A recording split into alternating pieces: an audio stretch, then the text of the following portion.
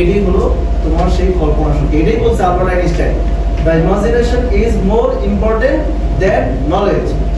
যেই টেকনিশিয়ানের ইমাজিনেশন পাওয়ার নাই, ও ভাই সারা জীবনে এসি টানবে, একেবারে 100% শিওর থাকো।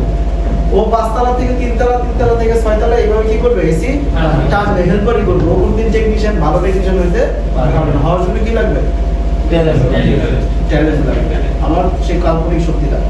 এখন মাথায় রাখতে হবে এই স্প্রিংটা আমি কেন ব্যবহার করলাম। এটা তো এমনি এমনি দেয় নাই, দিছে।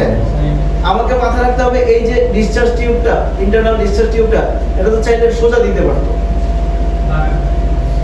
এভাবে সোজা এভাবে একটা টিউব দিতে পারতো না। এটা এরকম করে এত কাহিনী কেন? এটা একটা প্রশ্ন আসে না? তোমার মাথায় যদি প্রশ্ন না আসে তাহলে তুমি কখনো শিখতে পারবে না।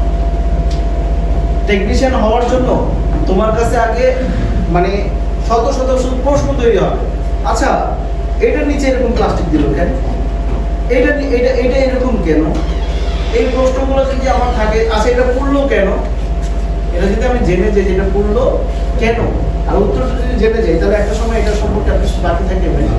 তাহলে আমাকে মাথায় রাখতে হবে যে এই যে কম্প্রেসারগুলো, এই কম্প্রেসার একটা পার্ট রেফ্রিজারেশন এবং এয়ার কন্ডিশনিং মেকানিক্যালের মধ্যে এবং ইলেকট্রিক্যাল বা ফিজিক্যাল এইগুলোর মধ্যে প্রবলেম কয়টা আছে? হয়তো 50-100টা প্রবলেম আছে। এটা যদি আমার মাথার ভিতরে যদি আমি ঢোকায় ফেলতে পারি,